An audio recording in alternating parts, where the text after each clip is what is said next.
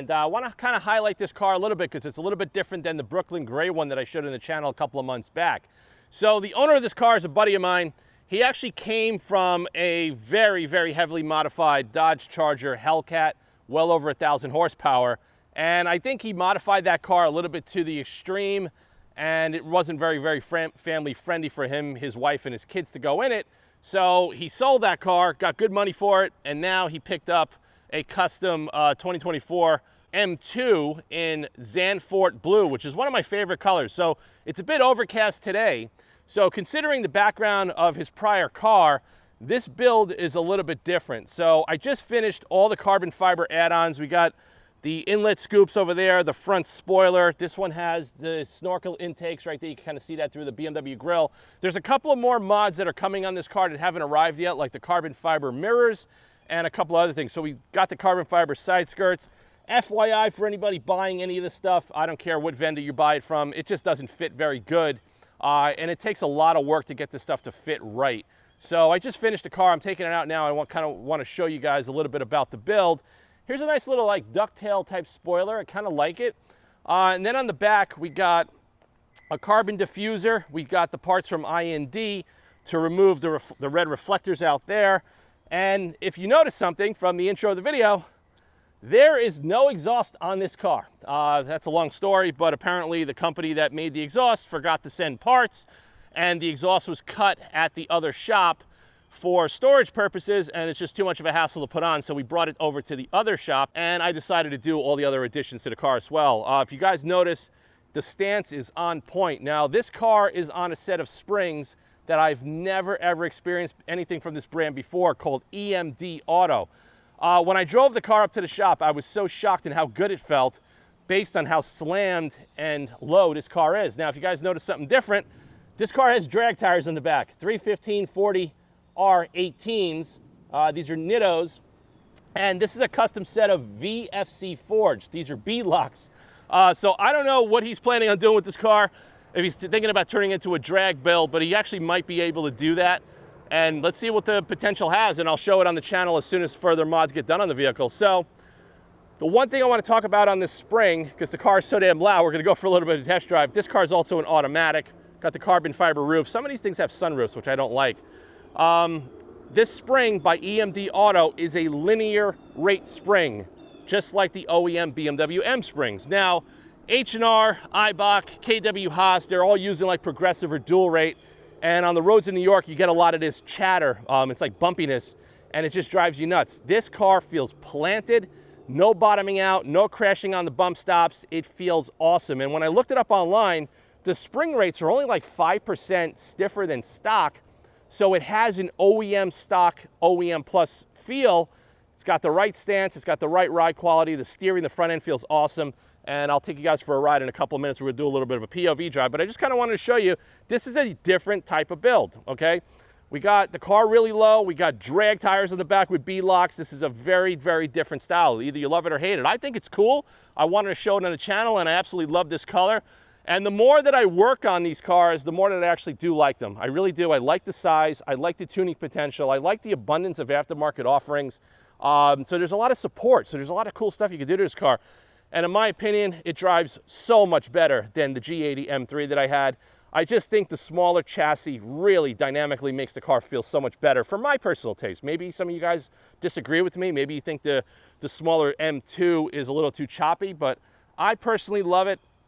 I am actually very seriously considering ordering a 2025 specifically to build it on the channel. So if you guys are interested, let me know in the comments below.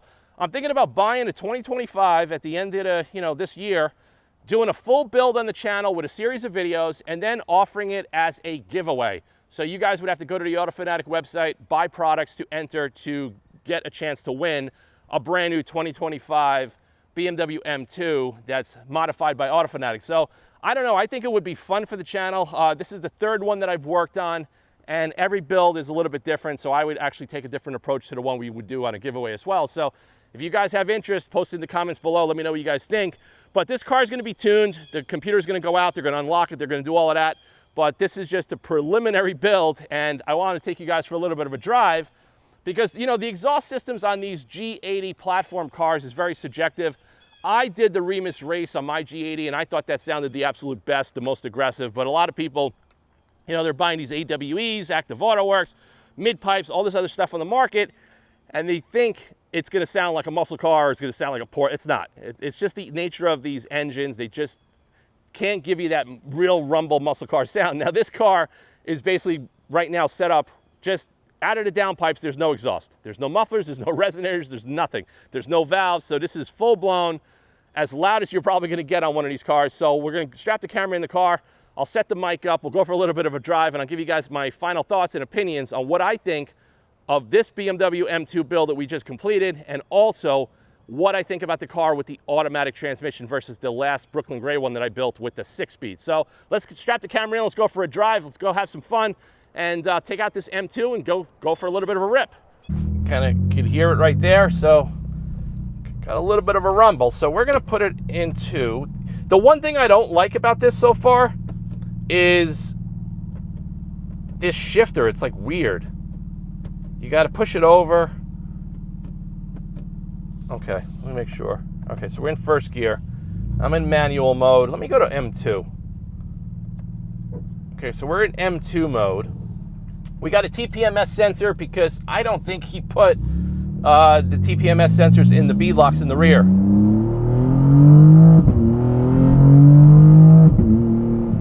I mean, this thing's a little hoot, man. It really is. So I got to see how the audio is going to come out in this video because, like I said, the car has no exhaust.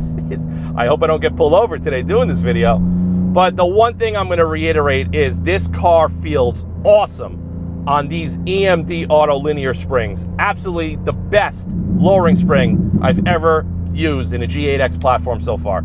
I highly recommend them. I don't know anything about the company. I don't know anything about them. I'm not sponsored by them. They're not paying me to do this. I'm just giving you my personal feedback from building a bunch of these cars and doing various setups. This thing feels the absolute best. Also, the chassis feels great. It doesn't feel big. The hood is not super long, like on a Mustang or a Camaro, and the car just feels good. It's got good turn-in, good grip, good brakes, and like I said, it's a very unconventional build because we have drag tires with bead locks in the back. So I'm not going to whip this thing around corners because those tires are like slicks. But you kind of hear it as...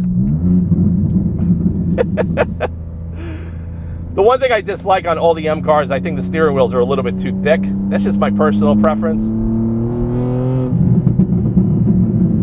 I feel like the bottom of my seat that there's somebody under there with like a kick drum and it's hitting my ass. Oh, this thing is wild. This is totally wild. So that's why listen, the car's at the shop. He's picking it up in, I think, tomorrow. Let me shoot a video at this particular stage just to share it on the channel. I don't think anybody's maybe done a video on one of these in this particular style of build with drag tires and bead locks and no exhaust. But one thing, it's also got those dual snorkel cold air intakes in the front grille. And it feels peppy. The one thing I'll talk about, I also wanted to emphasize the more I'm driving this, is I think the gearing of this ZF and the rear end, it's totally different than a 6-speed car. It feels better for the power delivery of this engine. I hate to say it, I love manual transmission cars. I feel that this car feels dynamically better and sharper, and the power delivery is better with the automatic. Because the BMW 6-speed, it's not a great 6-speed. Even though you could do the shifter and the bushings and all that short throw stuff, it makes it better, but it's still not the greatest. And even going back like to the F80, when I had an F80 M3, Mine was a manual, and then you drove the DCT. DCT was a lot faster. It was a little, you know, you could snap through those gears a lot quicker. A little bit of a different experience. It really depends what you want. But overall, this thing feels absolutely awesome. I think it looks good too. I love the color.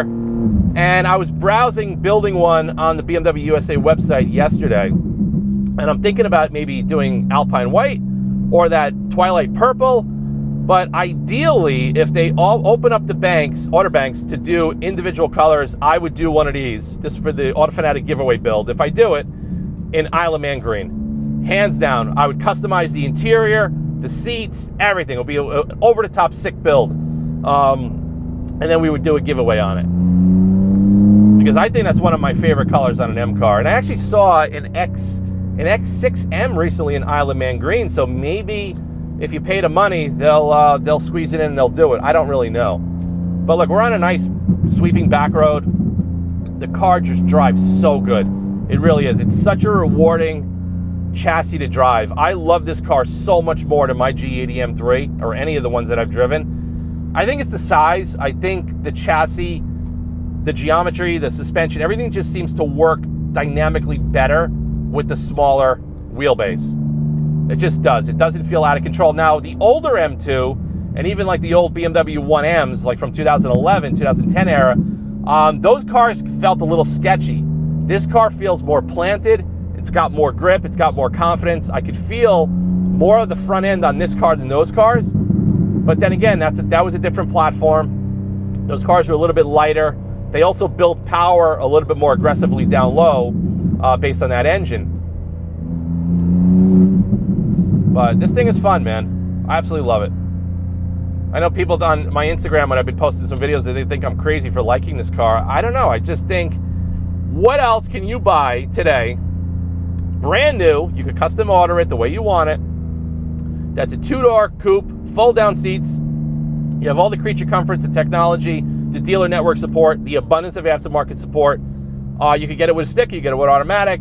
There's really not much out there. I mean, this car really is in a class on its own, because the Corvette C8, you can't get that with an automatic. It's also mid-engine, two-seater car, not very practical. And there's just not a lot out there. There really isn't. Even a Porsche Cayman, you know, those cars are all going like EV or hybrid now. So the final NA generation, I think those cars are done. And that's also a two-seater mid-engine car. Granted, it's a better driving car, but it's also a lot more expensive. So these cars, when you build them online, they're anywhere between like 65 to 79 grand, depending if you do like the carbon roof, the seats, and some of these technology packages. So they're not cheap, but they're not overly expensive where it's going to compete with a 911 or a McLaren or like some of those higher end AMGs. But that's where I feel like, you know, what is this car compared to? I mean, just the power. Look at that. We hit 80 like nothing on a back road. The car rips. It really does. The car is a lot of fun. And look at the way it's hitting these bumps. I just cannot believe how good these springs are matched to the OEM shocks. I simply cannot believe it. I can't emphasize it enough how good they are. And I'll tell you one thing. If I do one of these builds, another one for myself, I'm doing these springs. Hands down. I tried the ASTs, I tried the KW Haas, I tried the iBox, I tried the H&Rs, and they all have compromises. This spring, I mean, look at this road. I'm taking it on you guys on purpose. This road is bad. There's not a creak, there's not a rattle. The build quality of this car, look at it. There's no bump steer where it's throwing the car everywhere. The car feels perfect, perfectly balanced. It doesn't feel like you slam the car down and you're riding on the bump stops, which makes a very, very unbalanced driving experience. And I can't stand that when people do that, or when, you know, the companies that make these parts, they don't take the time to engineer them. And I think for a small niche brand, they took the time to engineer these springs. They're made in USA, and they feel awesome. I'm actually gonna tell the owner of this car to let that company know that I posted this video, and I'm giving them so much praise because I want other people to find out about these springs. And apparently, this company, EMD Auto, has a lot of experience with the older F80 platform. So, you know, I'm kind of out of the loop with those cars, except I had one way back, but that car now is, you know, going on 10 years, so it's not really relevant. These are the more relevant machines. And I'll tell you now, without having the back pressure, this thing feels fast. This thing's got a lot of...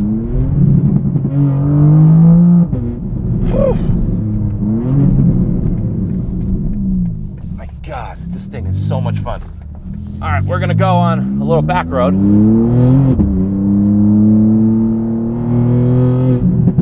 I just can't get over how good this thing feels. The handling, the grip, the turn-in, and I'm on drag tires. Now, could you imagine if we took these tires and wheels off and we did a lighter forged wheel with a set of Cup 2s or Cup 2Rs or a Pirelli Corsa?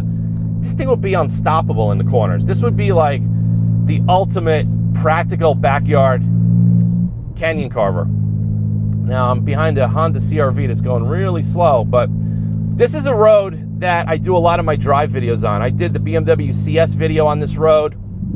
I do a lot of Alpha videos, AMG, and stuff like that.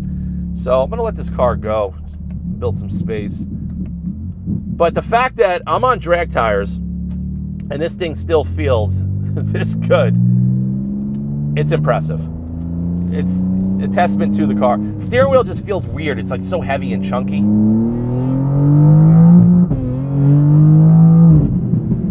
Yeah, the upshifts are progressive. They're nice. You get a little jerk in the seat, which I like. Same transmission that's used in the Alfa Romeo Quadrifoglio that I have, but every manufacturer is going to program them differently, of course, because every engine is going to put the power down quite a bit differently. But this thing is sweet, man. And I really do dig the blue. I know, like I said, one of my favorite blues was the E46 Laguna Seca blue. I like that. I like the Estoril blue on the E36 M3s. Those were awesome. But this I like. I think it's unique. It's different. It's way better than, it was the Yasmarina blue that was in the F80. I never really loved that color. For some reason, it kind of looks like this a little, but I think this car, the lines just seem to work better. I mean, the downshifts in this thing are brutal with the exhaust, not having an exhaust, just having the downpipes. So the secondary cats are in the car, so that's why there's no check engine lights, and everything is sort of emissions compliant, I guess. I just think we're not sound compliant, not based on the new laws in New York, but...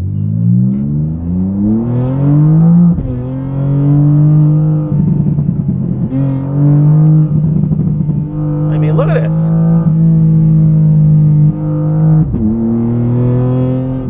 This car is awesome. It truly is. This car drives awesome. It destroys my G80 M3. Destroys it in fun factor, in power, in handling. I just can't get over how much different. Now, the other Brooklyn Gray M2 that I built with the stick, that is more in line to like my G80 because like the power delivery and the gearing is very different.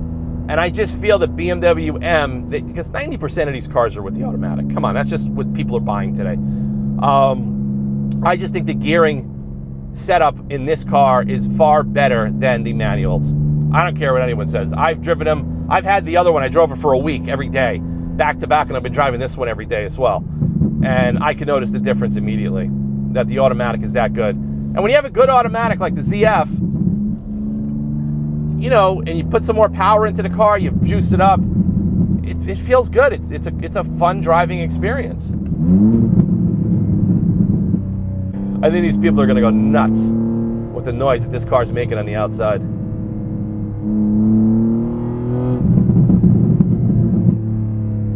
Absolutely brutal. Hitting bumps on purpose. Man, this thing boogies. I mean, they're rated at like 470 horsepower. It feels a hell of a lot faster than that, let me tell you. Like I said, we do have the cold air intakes. That definitely is probably doing something. We don't have any exhaust back pressure, so that might be doing something. I'm not very familiar on the physics of this type of engine, if they really need back pressure, but the torque down low is pretty abundant. And this thing just rips.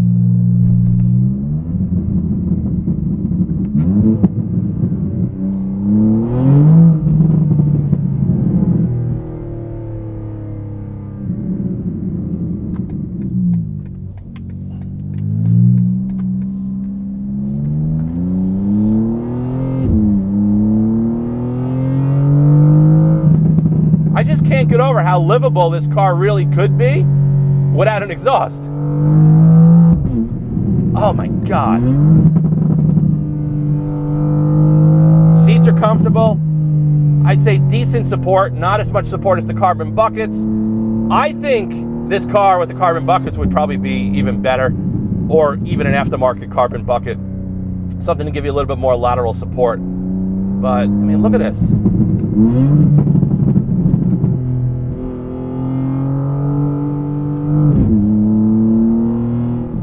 And remember, we are on drag slicks with Bead lock tires on the back of this car. And I'm ripping through these wet back roads with total confidence because the suspension in the chassis platform is goddamn amazing. Oh, I really like this car, man. So, like I said, thanks for coming along for the ride. Post your comments below. Let me know if you think we should do an Autofanatic BMW G87 M2 build to do a giveaway.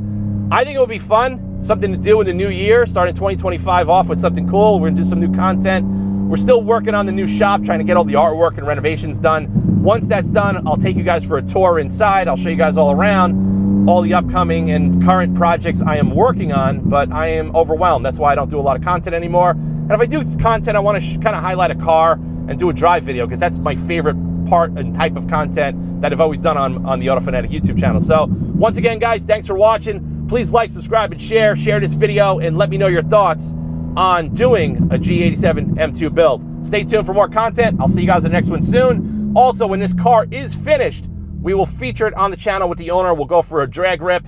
Maybe we'll do some runs at the track, and we'll see what this little motor can do with a bunch of turbo mods. So thanks for watching. I'll see you guys in the next one soon.